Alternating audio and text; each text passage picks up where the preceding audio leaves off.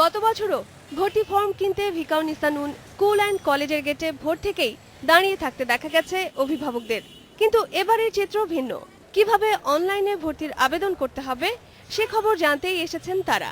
এটা খুবই ভালো লাগছে, কারণ যাওয়া আসা বা এই লাইনে দাঁড়ানো ঝামেলা, সারাদিন খুবই বাচ্চাদের নিয়ে টায়ার্ড হয়ে যেতে হয়, কষ্ট হয়ে যায়। একটা সমস্যা করেছে যে এই ফর্মটা আবার জমা দিতে হবে, এটা একটা পার্ট রেখে দিয়েছে। যদি জমা দিতে না হতো, অনলাইনে জমা নিত, তাহলে জিনিসটা ভালো হতো। অনেক সময় টাকা দেওয়ার সময় আমরা টাকা পাঠাতে পারছি না, তাদের একটা কাউন্টার নাম্বার চাচ্ছে, সেই নাম্বারটা পাচ্ছি না, সেটা একটা হ্যাসেল মনে হচ্ছে আর কি।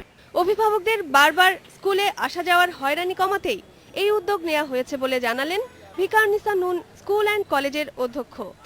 আমাদের 4টা হেল্পলাইন রয়েছে, কোনো সমস্যা হলে সেখানে তারা ফোন করছেন এবং সেটা জেনে নিচ্ছেন কিভাবে করতে হবে। আর যে ভুল টুল হচ্ছে শুধু একটা প্রথমবার তো কিছু হতেই পারে, তবে আমরা যথাসাধ্য চেষ্টা করছি অভিভাবকদেরকে সহযোগিতা করার জন্য। মাধ্যমিক ও উচ্চশিক্ষা অধিদপ্তর বলছে ঢাকার সবগুলো সরকারি স্কুলে এবার অনলাইনে ভর্তি প্রক্রিয়া সম্পন্ন হবে।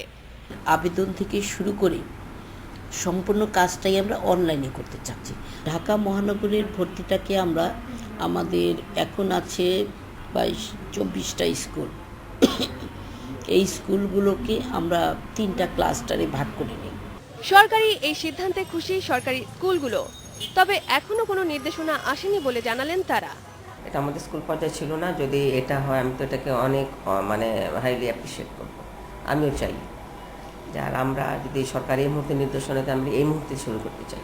রাজধানীর সরকারি স্কুলে এবার এই ব্যবস্থা চালু হলেও সব বেসরকারি স্কুলে তা বাধ্যতামূলক নয়।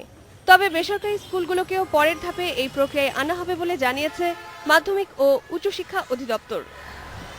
Rokeya Lita, Independent News, Dhaka.